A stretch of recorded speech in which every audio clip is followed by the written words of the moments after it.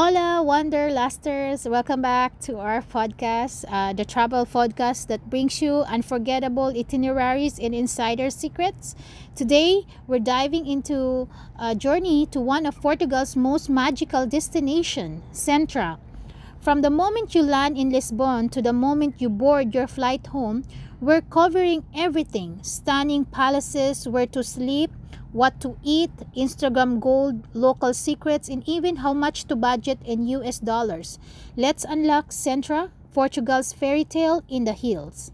So once you arrive at Lisbon Roberto Delgado Airport, the LIS, your journey begins. After immigration and baggage claim, grab a quick espresso and head straight to the city center either via Aerobus or an Uber. But from Roxo station in Lisbon, hop on direct train to Sintra.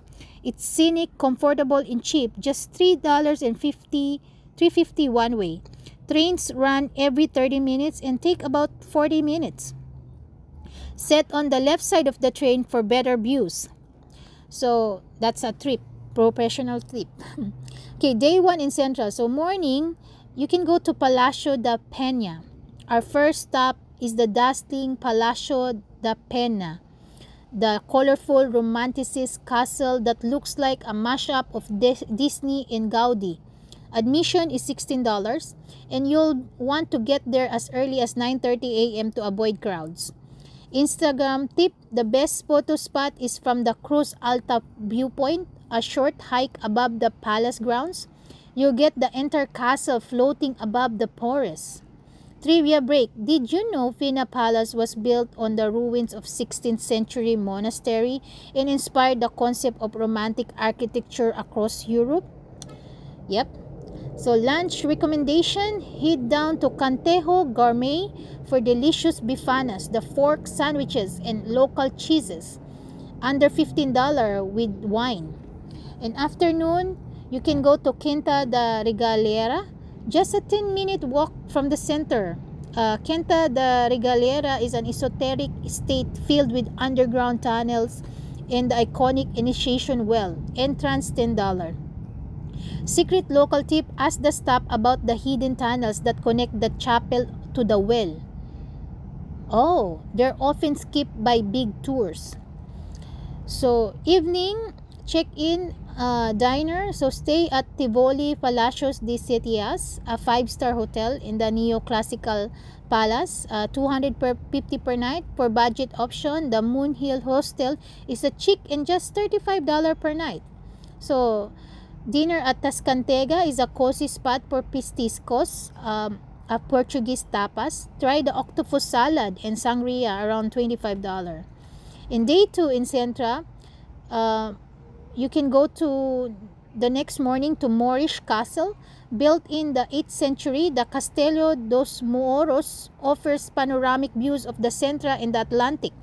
Admission is $10. Go early to walk the full wall before it gets hot. Periquita is famous for travesieros, a flaky almond pastry. Snack plus espresso equals just $6. Afternoon, you can go to Montserrat Palace. Often overlooked, this palace blends Gothic, Indian, and Moorish styles. Totally underrated. Entry $9. Take bus for Tripide or a $6 Uber. Secret photo tip: the botanical gardens, fern valleys, gives jungle core vibes. Perfect for unique Instagram reels. So, back to Lisbon for night out. Take the train back to Lisbon and check into the LX Boutique Hotel in Cais do Sodre, 150 per night.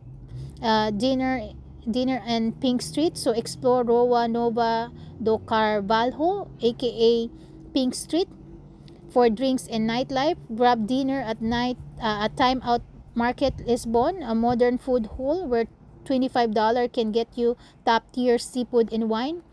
Green Street vibes. Just a few blocks away, the Rua da Silva has artsy mural and more of a local nightlife vibe. It's often referred to as a Green Street for its treetop canopy or laid-back bars. So, and day 3, Cascades and return. So, morning day trip, Cascades. Take a scenic 40-minute train from Casto Sodre to Cascades at $3.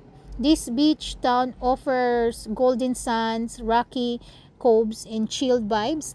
Optional stop on the way, stop at the Boca do Inferno, a dramatic cliff formation with crashing waves. Free in This is free and epic. Uh, Lunch, try Mardo Inferno for fresh grilled sardines and sea views. Budget is $30. Souvenir tip, pick up handmade azulejos, Portuguese styles, or a bottle of gingiha cherry liquor from a family shop near Cascais Market. Then return to Lisbon, catch the train back, then Uber to the airport, $15, and be sure to arrive in 2 hours early. And yeah, so when the best time to visit this area, the Centra or the Portugal, is April to June and September to October. Warm weather, fewer crowds, and lower prices. Avoid July, August unless you love heat and tourists. So total cost estimate is flight from the US is a 650 round trip, US to Lisbon. Transport is $60, train, metro, Uber. Accommodation $150 to $500. Attraction is $50. Food and drinks $100. Souvenirs and tips $40. Estimated total 1,500 to 1,400 USD. Closing thoughts: Centra isn't just a day trip. It's a world of whimsical castles, misty forests, rich culture, and delightful food. Whether you're chasing Instagram-worthy moments, diving into Portuguese history, or just escaping the modern world, Centra is your spellbinding escape.